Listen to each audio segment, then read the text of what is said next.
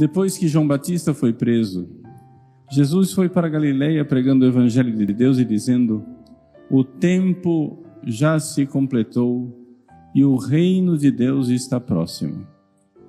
Convertei-vos e crede no Evangelho. E passando à beira do mar da Galileia, Jesus viu Simão e André, seu irmão, que lançavam a rede ao mar e eram pescadores. Jesus lhes disse: segui-me e eu farei de vós pescadores de homens. E eles, deixando imediatamente as redes, seguiram Jesus. Caminhando mais um pouco, viu também Tiago e João, filhos de Zebedeu. Estavam na barca consertando as redes e logo os chamou. Eles deixaram seu pai Zebedeu na barca com os empregados e partiram, seguindo Jesus. Palavra da salvação. Glória a vós, Senhor. Aleluia, aleluia, aleluia, aleluia.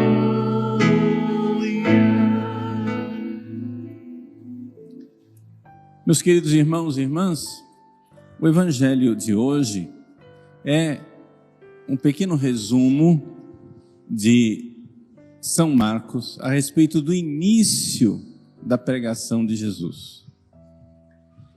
E o início da pregação de Jesus, São Marcos aqui nos apresenta condensado numa frase: que o reino de Deus está próximo. São Lucas usa uma frase semelhante: o reino de Deus está entre vós. E isso pode ser traduzido também de outra maneira: o reino de Deus está dentro de vós. Só que para a gente notar que o reino de Deus, que é Jesus, o reino de Deus não é uma coisa, é uma pessoa, né? O reino de Deus é o próprio Jesus. Para a gente notar que Jesus está dentro de nós, o que é que Jesus fez? Ele, sendo Deus, se fez homem e veio aqui, pregou o Evangelho. E pregou o Evangelho querendo que nós prestemos atenção para o fato de que Ele, que está aqui fora pregando o Evangelho, está aí dentro de você também falando. É assim que acontece a conversão. A conversão acontece quando um pregador aqui fora, um livro, um filme, um acontecimento da sua vida, que é palavra de Deus, instrumento de Deus, chama a sua atenção para a palavra de Deus que está aí dentro de você, falando já faz tempo e você não presta atenção. Porque esta é a grande realidade do ser humano, da humanidade. Deus está tentando falar conosco todos os dias. Deus quer falar conosco todos os dias, mas a gente não presta atenção. Por quê? Porque nós fazemos muito barulho dentro de nós. Tem muito barulho, muito barulho, muito barulho. E é claro, quando você entra dentro de você, a primeira coisa que você nota não é a palavra de Deus falando. Quando você entra dentro de você, a primeira coisa que você nota é o tumulto das suas paixões. É a confusão. Veja, você passa o dia inteiro falando com você, não é? Isso chama pensamento, tá? Não se preocupe não são vozes. Você não está ouvindo as vozes, é só seu pensamento. Você pensa o dia inteiro. Mas esses pensamentos não levam você necessariamente para a realidade. Muitas vezes os seus pensamentos estão levando você para longe da realidade. Você está sendo arrastado pelos seus sentimentos, pelas suas angústias, pelas suas preocupações, ideias obsessivas. A coisa mais comum que tem, né? nas pessoas são ideias obsessivas. Ideias que ficam martelando o tempo todo e você correndo feito cachorro atrás do próprio rabo o dia inteiro, achando que você está pensando. Na verdade, você está prisioneiro dos seus pensamentos. O pensamento deveria nos levar para a realidade. Jesus está dizendo: convertei-vos. O que quer dizer isso? Convertei-vos em grego é metanoia. Metanoia, conversão, é mudança de mentalidade. Pare de buscar Deus onde Ele não se encontra. A humanidade está buscando a felicidade, mas no lugar errado. Pare de procurar Deus onde Ele não se encontra. E para a gente encontrar Deus que fala dentro de nós, Jesus então quer que nós tenhamos apóstolos missionários. Por isso Jesus vai passando na beira do lago, chama Pedro e André, Tiago e João, para serem pescadores de homens, que quer dizer o seguinte: o que é pescar um ser humano? É tirar o ser humano desse pensamento constante que ele tem voltado para si mesmo, voltado para as criaturas, voltado para o mundo, voltado para o pecado, voltado para o demônio, e fazer ouvir Deus que está aí dentro de você. Deus não está distante. Deus está dentro de você. Deus não está do lado do mar para que você diga: quem vai buscar para mim? Deus não está na altura das montanhas para que você diga: eu não alcanço. Deus está aí, mesmo que você esteja em pecado. Quem está em pecado mortal não está sem Deus. Quem está em pecado mortal está de costas para Deus, que está bem perto. Deus está dentro de você, chamando você, querendo que você se reconcilie com Ele. Deus é seu amigo, você que está tratando Ele como inimigo, você que está fugindo de Deus e fugindo de você mesmo para as lonjuras do pecado, para as lonjuras da dispersão.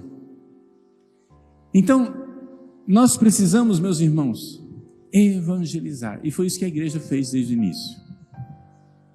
A igreja saiu e foi pregar o evangelho. Ide por todo mundo pregar o evangelho. Os pregadores de Deus foram pescadores de homens. Vamos converter as pessoas. Como que aconteceu a história da igreja lá no início? Não foi um sucesso de marketing, no sentido de que a igreja cresceu em proporção geométrica. Eram 2 cristãos, depois 4, depois 8, depois 16, depois 32, depois 64, depois...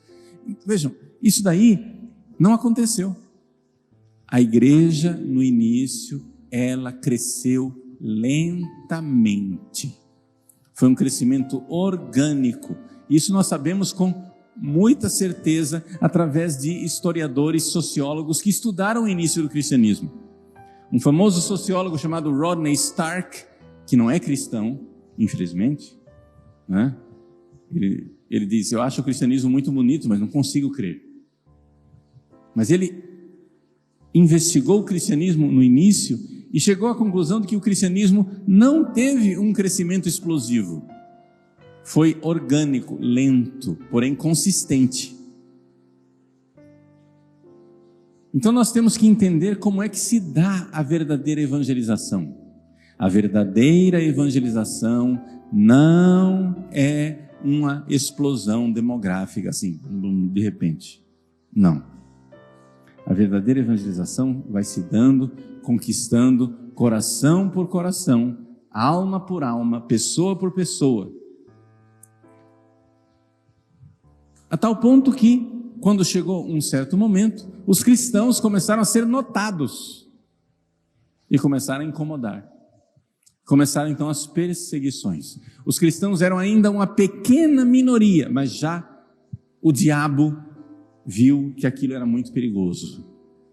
E o diabo então insuflou as autoridades romanas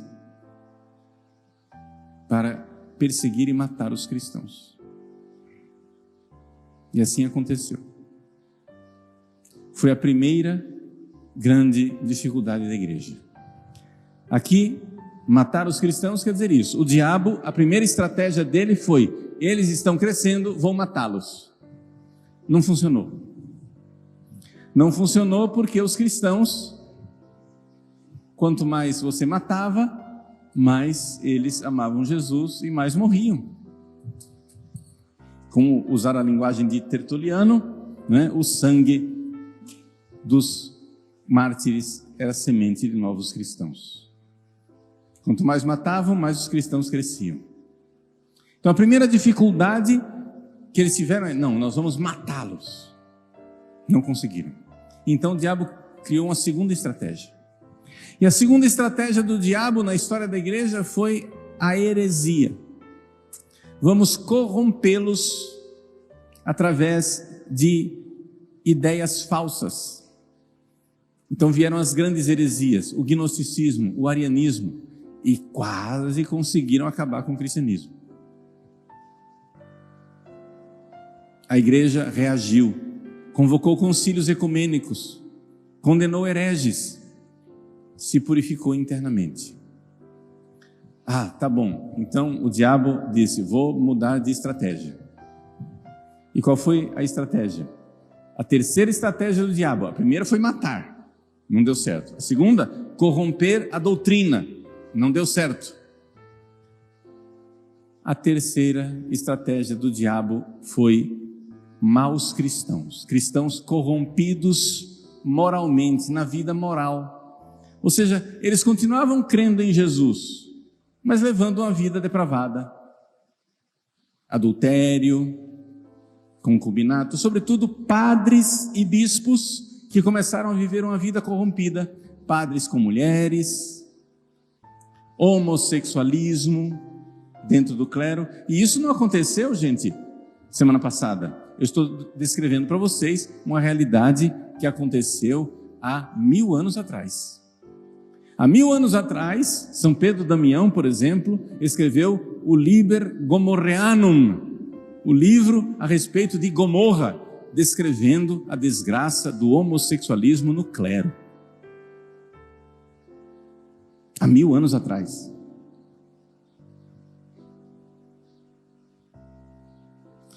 Então, a terceira estratégia do diabo foi corromper moralmente os cristãos, de tal forma que os cristãos tinham a fé reta, mas não tinham o comportamento reto.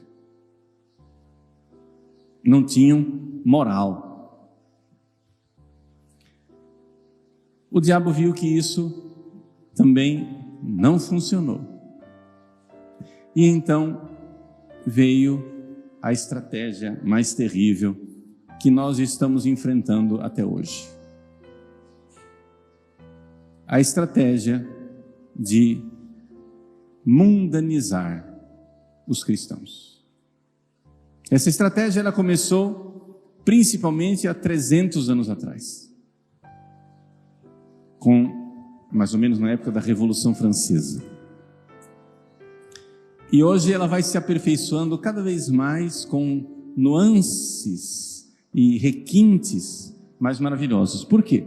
Porque se não foi o diabo, foram os secretários dele. Eles descobriram que uma das grandes tendências dos cristãos é a compaixão.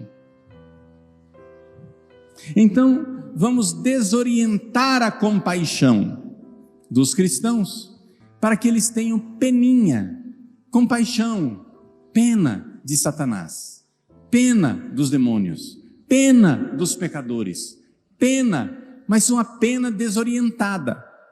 Quando a gente tem pena e compaixão de um pecador, o que é que a gente quer? A gente quer isso que Jesus está dizendo aqui no Evangelho: mude de mentalidade, converta e creia no Evangelho.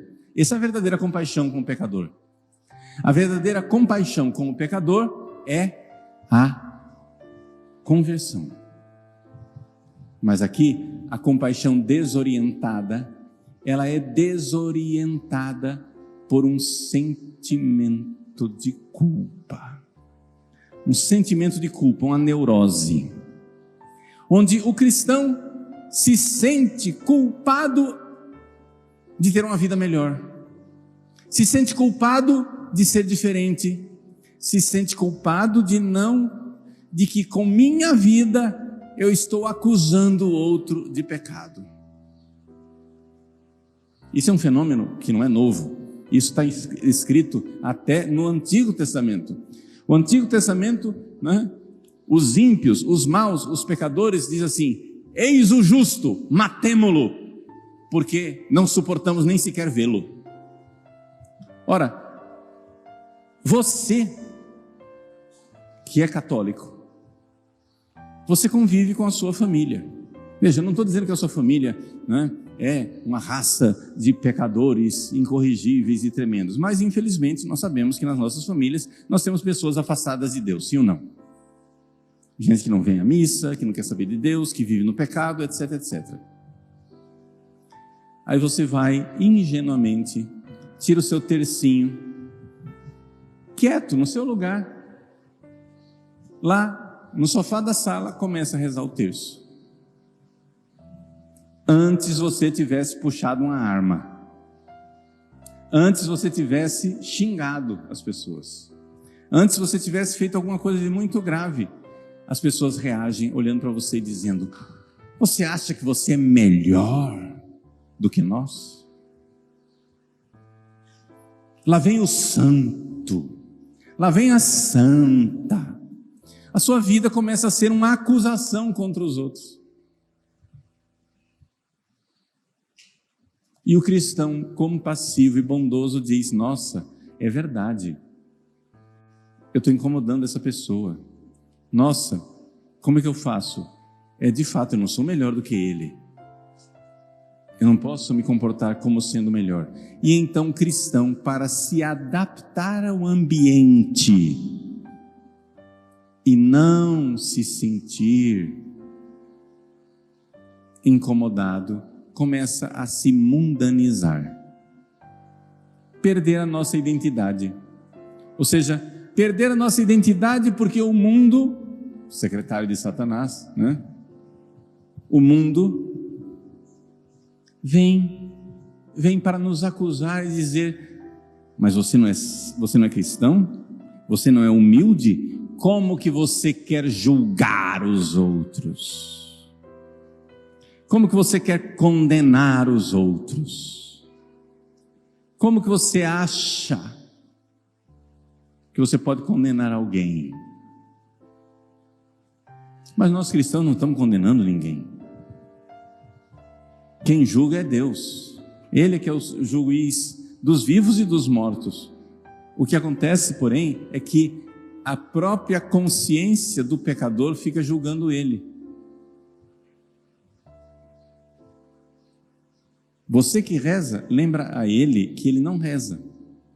Você que é casto, lembra a ele que ele não é casto. Experimenta sentar numa mesa com os amigos que estão bebendo e dizer: não, eu não bebo. Veja, eu não estou dizendo que beber é pecado. Eu só estou dizendo o incômodo que causa. De repente, 5 pessoas na mesa ficam incomodadas com aquele cesto que não quer beber. Mas cara, eu não estou incomodado que você está bebendo. Por que você está incomodado que eu não beba?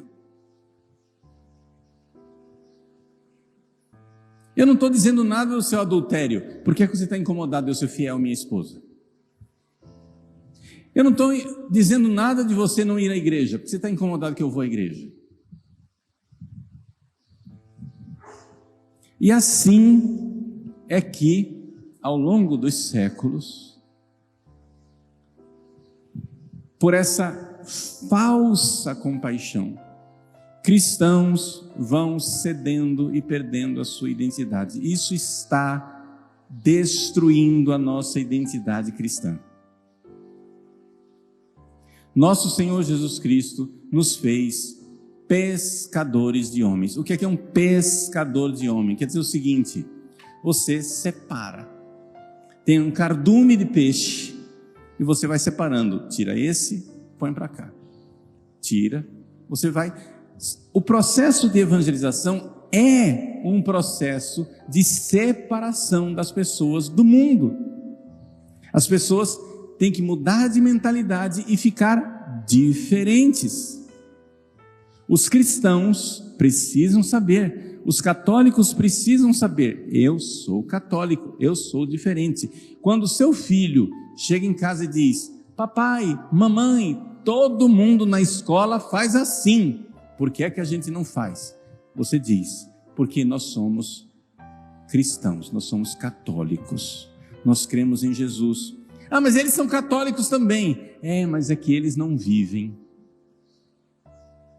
A fé deles ainda não é forte para mudar a vida deles. Vamos rezar para que a fé deles fique mais forte e eles mudem a vida. Eles queiram mudar de vida. E essa é a realidade, esse é o projeto da igreja. Então, meus queridos, hoje, o grande ataque de Satanás à igreja não está acontecendo com a mortandade de cristãos, embora existe ainda cristãos no mundo que são mortos, fisicamente mortos, não é? Em países muçulmanos, isso é muito comum. Em países marxistas, comunistas, isso ainda existe, ainda é comum. Na China, hoje, enquanto nós estamos aqui falando e comprando produtos chineses, existem irmãos católicos que estão na prisão pelo simples fato de serem católicos. E isso não é em outro século, é agora. Enquanto você está comodamente sentado aqui no banco da igreja, existe um irmão seu que está na prisão. Existem irmãos nossos que estão sendo mortos em países muçulmanos, massacrados, perdendo seus empregos, vivendo uma vida miserável. Isso existe, mas essa não é a maior estratégia do diabo hoje. Também ainda existe entre nós a heresia. Claro, a estratégia do diabo da heresia, ainda tem gente ensinando coisas heréticas. Sim. Mal, é uma desgraça, é uma miséria. Mas essa não é a maior estratégia. Continua em ação, ela está ainda agindo.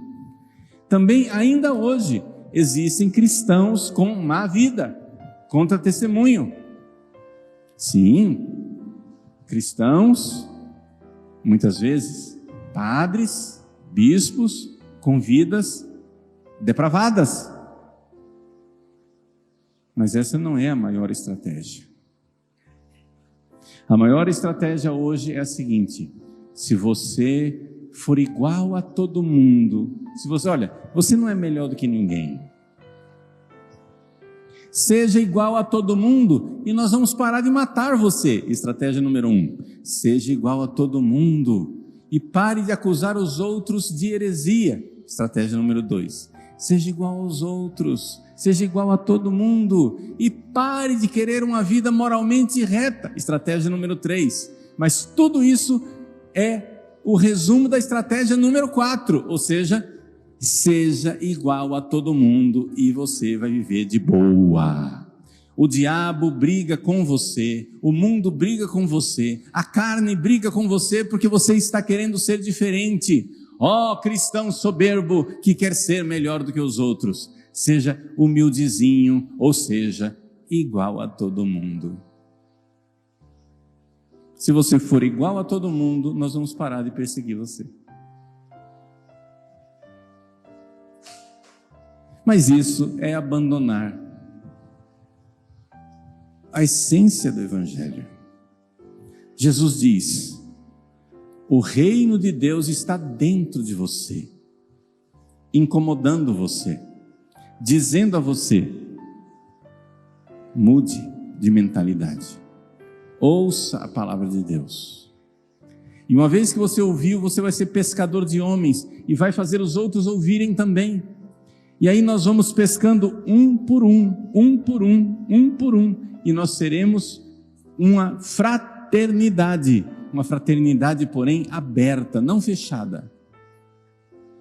O falecido Papa Bento XVI, o primeiro livro que ele escreveu como padre jovem, o jovem padre Josef Ratzinger, escreveu um livro chamado Die Christliche Brüderlichkeit, a fraternidade cristã,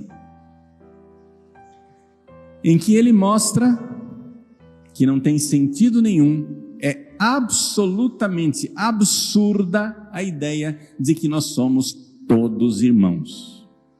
O mundo inteiro, a humanidade inteira é uma só fraternidade, ou seja, nada. Isso é absurdo.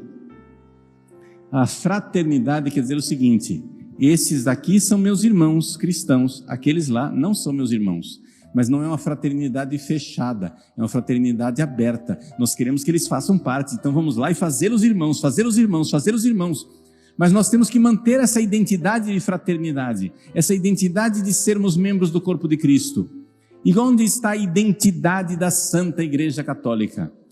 Nós, católicos, temos uma só fé.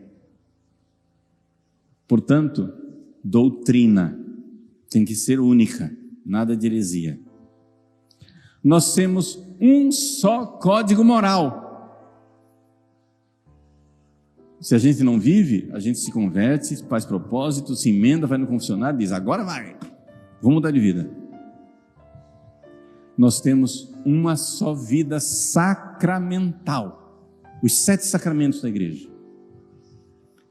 com uma só hierarquia que ao longo de 2000 anos continua, como São Pedro, confirmando os irmãos na fé. Então, nossos pastores são os pastores atuais da igreja, mas são também os pastores que vieram ao longo dos séculos.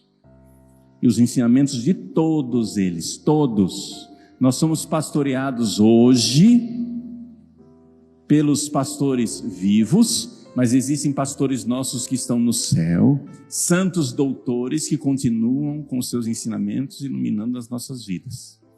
É uma só doutrina, uma só fé, um só regime sacramental, um só governo ao longo dos séculos.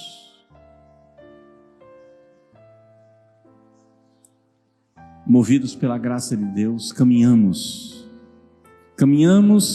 na direção do céu.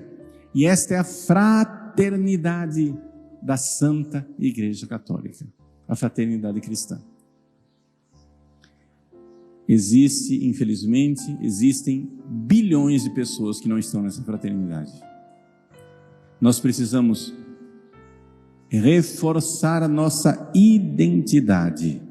A identidade não quer dizer: eu preciso usar uma camiseta, colocar um crucifixo no peito e colocar um cartaz na minha cabeça, eu sou católico. Não é isso. Reforçar a identidade quer dizer o seguinte: mesmo que ninguém saiba, mesmo que ninguém note que eu tenho a mesma roupa de todo mundo, uma roupa decente, claro, mas que eu me vista normalzinho, e eu tenho um comportamento que não chama atenção, mesmo assim, quem convive comigo sabe, esse cara é diferente. E que esse diferente seja melhor, esse diferente seja: nossa, que pessoa paciente, nossa, que pessoa generosa, nossa, que pessoa reta, honesta. E é assim, sendo diferentes, nós queremos que os outros também sejam. Uma fraternidade aberta, onde nós vamos pescando as pessoas para Deus. Esta é a igreja, esse é o projeto de Jesus Cristo. Infelizmente, miseravelmente, desgraçadamente, existem pessoas, teólogos dentro da igreja, que estão remando na direção contrária, que querem mundanizar a igreja. Sim, padres e bispos que, quando vem um católico com uma identidade forte, batem no católico e dizem: hipócrita, você tem que ser igual a todo mundo. Afagam os mundanos, os pecadores.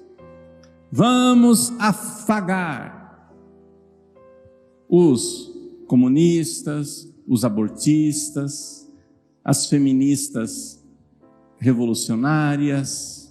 Vamos fazer paz com o mundo e fazer guerra dentro da igreja, e bater no católico, bater no católico, bater no católico, para que ele fique mundano. E essa miserável estratégia, ela está acontecendo. E essa é a grande tragédia que a igreja vive hoje. Onde pastores usam cajado não para puxar a ovelha e trazê-la para o rebanho. Usam o cajado não para bater no lobo e dizer, deixa minha ovelha em paz. Mas usa o cajado para enxotar a ovelha, para que ela vá para o mundo e se perca. Seja mundano, seja mundano, seja mundano, seja igual a todo mundo. Para de ser hipócrita. Para de achar que você é melhor do que os outros. Tenha compaixão, aceita tudo, aceita o mundano, aceita o mundo moderno. E com a palavra moderno, né? Está tudo resolvido. Porque afinal, você é um cristãozinho medieval bitolado, mas você tem que ser moderno, você tem que ser igual a todo mundo. Meus irmãos, eu estou descrevendo isso, e estou colocando a estratégia do diabo, porque você sabe, você já está reconhecendo e vendo que o que eu estou dizendo e descrevendo é muito real. Eu só estou dando nome aos bois. Eu só estou elaborando com clareza aquilo que todos nós enfrentamos no dia a dia. Eu enfrento isso como padre, você enfrenta isso como leigo, alguns bispos enfrentam isso como bispos, onde uma pressão mundana dentro da igreja quer transformar a igreja em mundo, a mundanização da igreja. E essa parece ser a última estratégia de Satanás. Se não é a derradeira, não sei, porque eu não tenho os capítulos, né, da história, mas é a última no sentido de que é a que nós estamos vivendo agora. Então, com muita alegria, saibamos, nós temos uma só fé, um só batismo, regime sacramental, uma só hierarquia que ao longo dos séculos governa a única e santa Igreja de Cristo. Nós somos uma fraternidade. Não, o mundo inteiro não é nosso irmão, mas nós queremos que sejam. Vamos ser pescadores de homens e trazer mais gente para dentro desse rebanho, para dentro desta fraternidade, para que todos possamos verdadeiramente dizer: o reino de Deus está dentro de nós.